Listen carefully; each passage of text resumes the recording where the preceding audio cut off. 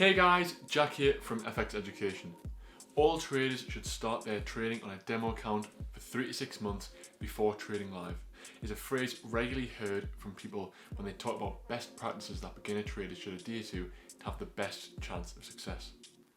Whether this is true or not is a point of contention, and definitely is a divisive topic even between traders themselves. In today's video, we'll be placing demo trading in the spotlight and trying to answer the question, is demo trading bad?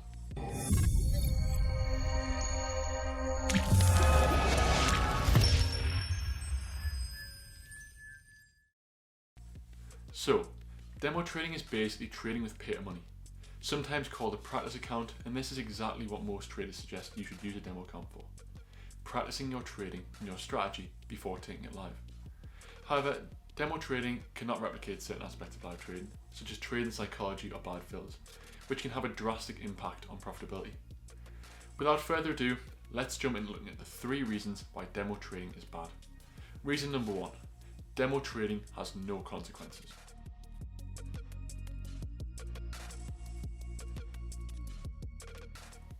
So what do I mean by this? Simply, you lose a trade in a demo account, what do you actually lose? Nothing monetary, that's for sure. And other than a temporary bruised ego, not a lot else. And if you lose more than one trade, say 9 or 10 in a row, what do you do? I have literally seen people go onto their demo accounts and refund their demos and just start again with a fresh 50k starting balance, for example.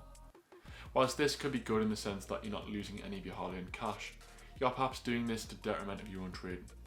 For example, if you are effectively trading with no consequences, you have very little incentive to improve your trading and to work on those poor trading habits that you can often develop.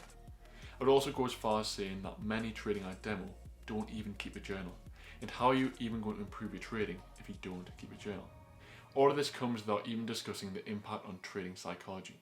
For this, my favourite quote is written by Edwin Lefebvre in his book about the life of Jesse Livermore, Reminiscence of a Stock Operator. It is like the old story of the man who was going to fight a duel the next day. His second asked him, "Are you a good shot?" "Well," said the duellist, "I can snap the stem of a wine glass at 20 paces, and he looked modest." "That's all very well," said the unimpressed second, "but can you snap the stem of the wine glass whilst the wine glass is pointing a loaded pistol straight at your heart?" Reason 2. Demo trading can misrepresent how large your wins will be.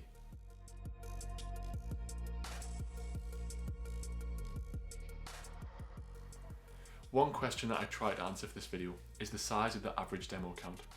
I couldn't actually find any concrete information, but just for the sake of example, let's call it £30,000.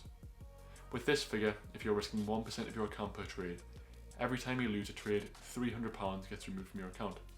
If you set your take profit to a fixed R of 2 for every trade, £600 will be added to your account if you win a trade. So let's say you somehow win 5 trades in a row, and so you've increased your balance by £3,000, which is a percentage increase of 10%. Pretty good going. You then lose a few trades, but then you win a few more, and end up with your first month of trading up £4,500. A very, very respectable figure of 15% gain. You then deposit £300 of your hard-earned savings into a live trading account for the next month to start trading live. If by miracle you can repeat the exact feat for this month, you'll have increased this new live account by 15%. However, this only equates to a profit of £45 for the month. However, would many people be happy with £45 from trading on a month? Which could literally just about cover a week's worth of shopping, half a pair of Levi jeans, 8 car washes from your local car wash? No, I don't think that many people would be. Therefore, beginner traders tend to over-risk on their smaller accounts, often risking upwards of 5% in a trade in order to boost that multiple of 45 just by a few notches. However, with risking a greater percentage of your account to gain larger winners, comes a trade-off when you lose. A larger portion of your account goes up in smoke. Many beginners can't handle this, and when they inevitably run into 2, 3 or 4 losers in a row, a drastic account drawdown of 20% or more is likely, and that is enough to ruin anyone's confidence in the market. Reason 3. Demo trading does not have liquidity issues.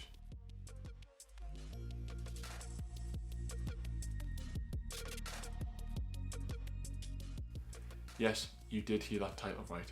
Some people watching this video are probably sitting there thinking, is there not any more important issues with demo trading? And my response would be this. Slippage, spreads, trading around news and change over time are just a few examples of how trading on a demo is different to trading live.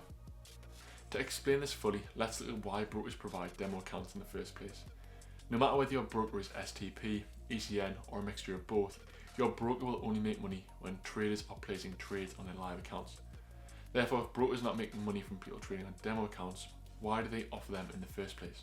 Well, one of the main reasons is that the brokerage firms want beginner traders to place practice trades on a demo account, see some success and then deposit funds into a live account, with the trader hoping they can replicate their demo trading performance with real capital.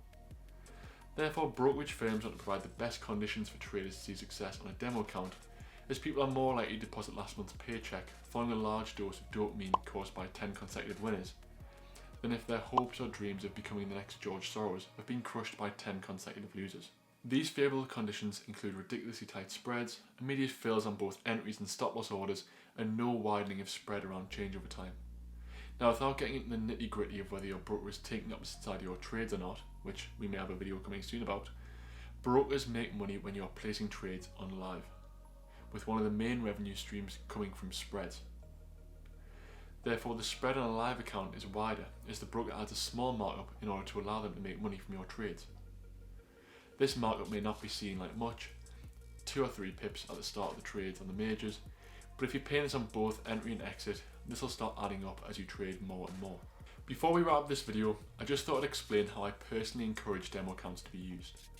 They are great for beginners just learning the ropes, such as plotting and trading based on basic technical analysis, as well as learning exactly how to place trades and manage your risk with a broker of your choice.